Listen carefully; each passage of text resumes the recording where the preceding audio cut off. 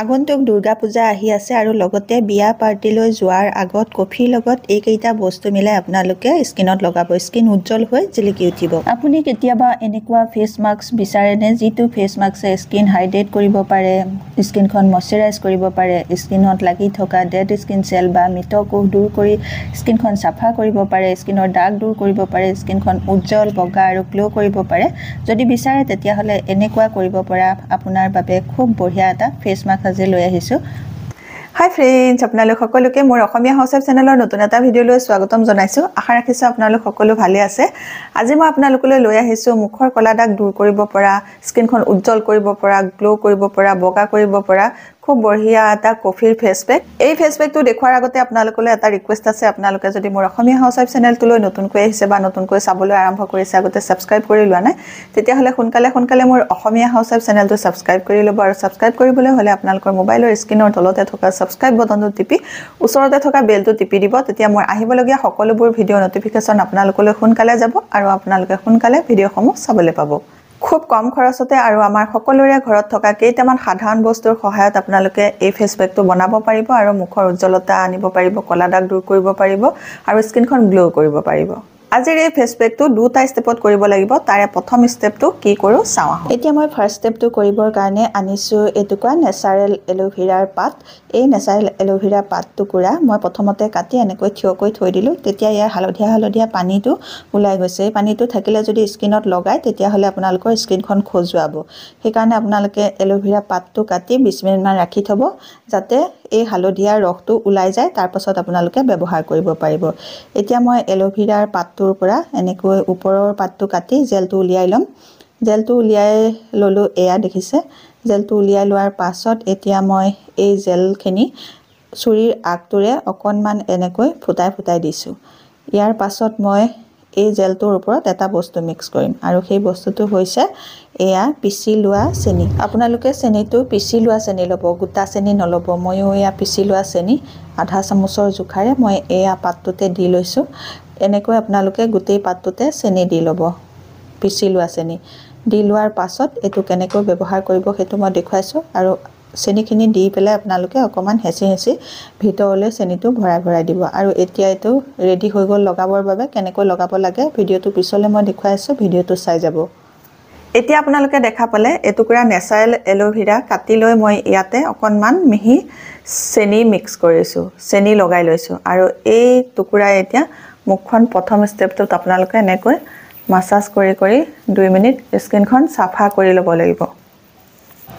আপোনালোকৰ মুখত যদি কলা দাগ পৰিছে বা আপোনালোকৰ ছানবাৰ্ণ হৈছে তেতিয়াহ'লে আপোনালোকে এই উপায়টো দিনটোত এবাৰ কৰি চাব। মুখত থকা ছানবাৰ্ণ কলা দাগ উঠাই দিব আৰু স্কিনখন উজ্জ্বল আৰু গ্লো কৰিব। এনেকৈ মাছাজ কৰিলে স্কিনখনত ব্লাড চাৰ্কুলেশ্যনো হয় আৰু ব্লাড চাৰ্কুলেশ্যন হ'লে আমাৰ স্কিনখন টাইট হৈ থাকে আৰু আমাৰ স্কিনত খুব ধুনীয়া গ্লো আহে। সেইকাৰণে আপোনালোকে এনেকৈ মাছাজ কৰিব 2 পৰা 3 মিনিট। হৈ গ'ল 2-3 মিনিট মাছাজ কৰাৰ পাছত এতিয়া মই মুখখন এখন ভিজা টাৱেলেৰে মুচি ল'ম। মুচি লোৱাৰ পাছত আপোনালোকক ফেচ পেকটো বনাই লগাই দেখুৱাম। এতিয়া মই আনিছোঁ এই ভিজা টাৱেলখন। ভিজা টাৱেলখনেৰে মই মুখখন মচি লৈছোঁ।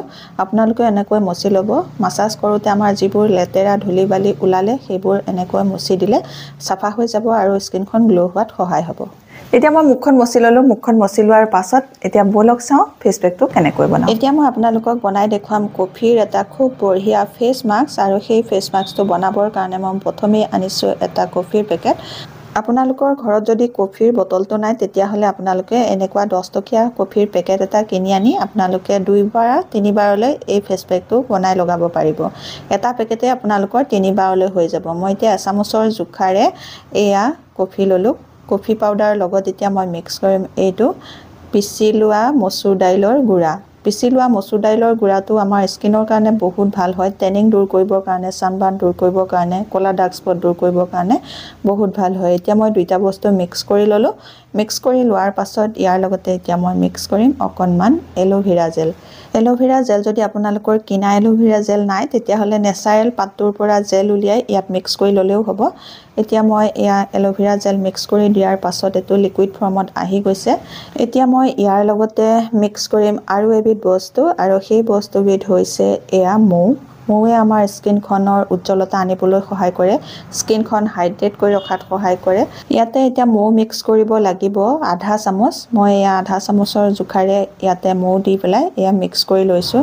এই ফেচ মাস্কটো বনাওঁতে মই যিকেইটা বস্তু ব্যৱহাৰ কৰিছোঁ সেই গোটেইকেইটা বস্তুৱে স্কিনখনৰ ক'লা দাগ দূৰ কৰিবলৈ সহায় কৰে, স্কিনখন উজ্জ্বল কৰিবলৈ সহায় কৰে, টাইট কৰি ৰাখিবলৈ সহায় কৰে। এতিয়া মই ইয়াতে 4-5 টোপালৰ জোখাৰে নাৰিকল তেলো মিক্স কৰি লৈছোঁ। নাৰিকল তেল আপোনালোকৰ যিসকলৰ শুকান ছাল আপোনালোকে নাৰিকল তেল মিক্স কৰিব, আৰু যিসকলৰ তেলীয়া ছাল আপোনালোকে নাৰিকল তেল মিক্স নকৰিলেও হ'ব, আপোনালোকে মৌ মিক্স কৰিলেই হ'ব। এতিয়া তৈয়াৰ হৈ গ'ল এইটো ফেচ মাস্ক, আৰু লগোৱাৰ নিয়মটো অকণমান বেলেগ। কেনেকৈ লগাওঁ চাওঁ বলক। ফেচ পেকটো তৈয়াৰ হৈ গ'ল। কেনেকৈ কি বস্তুৰে ফেচ পেকটো বনালোঁ আপোনালোকে দেখা পালে। কফিৰ লগত কি বস্তু মই মিক্স কৰি খুব বঢ়িয়া এটা ফেচ পেক বনালোঁ। এই ফেচ পেকটো এতিয়া কেনেধৰণে লগাব লাগে সেইটো দেখুৱাই আছোঁ। ফেচ মাস্কটো বনোৱাৰ পাছত আপোনালোকে ফেচ মাস্কটো দুভাগত ভগাই ল'ব। এভাগ আপোনালোকে এনেকৈ মুখত পাতল এটা প্ৰলেপ লগাই দিব। এনেকৈ মই যেনেকৈ লগাইছোঁ খুব পাতল এটা প্ৰলেপ এতিয়া মই মুখত লগাই লৈছোঁ। আপোনালোকে এইদৰে প্ৰথম প্ৰলেপটো পাতলকৈ লগাই দিব। এয়া মই এভাগ লগালোঁ আৰু এভাগ থৈ দিলোঁ। পাতলকৈ এটা তৰপ লগাই লোৱাৰ পাছত এনেকৈ মুখখন আপোনালোকে 5 পৰা 7 মিনিট মাছাজ কৰিব।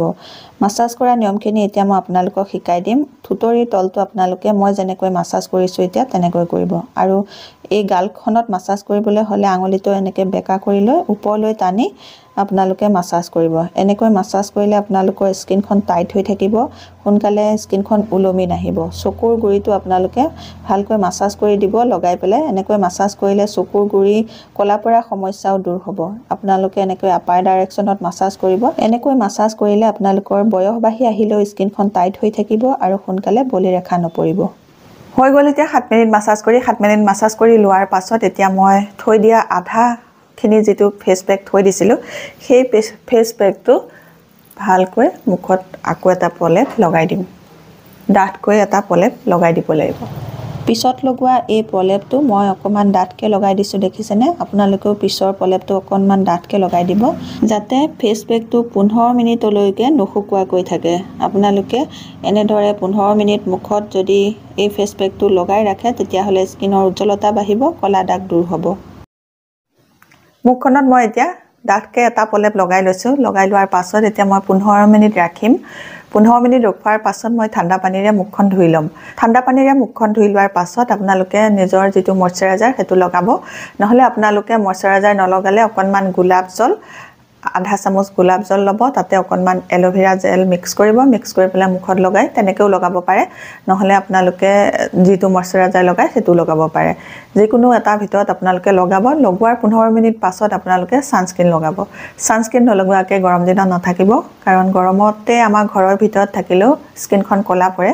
গতিকে আমি গৰমত ঘৰৰ ভিতৰত থাকিলেও বা ঘৰৰ বাহিৰত গ'লেও ছানস্ক্ৰীন লগাব লাগে। আজিৰ এই ভিডিঅ'টো ইমানেই আছিলে। আপোনালোকে নিশ্চয় এই কফিৰ ফেচ পেকটো ভাল পাইছে। যদি ভাল পাইছে সোনকালে মোৰ চেনেলটো ছাবস্ক্ৰাইব কৰি ল'ব, আৰু আপোনালোকৰ ফ্ৰেণ্ডৰ লগত এই ভিডিঅ'টো শ্বেয়াৰ কৰিব। নতুন এটা ভিডিঅ'ৰ সৈতে, নতুন এটা টিপছৰ সৈতে আপোনালোকৰ মাজলৈ আকৌ আহি আছোঁ। তেতিয়ালৈকে নমস্কাৰ, আজিলৈ আহোঁ।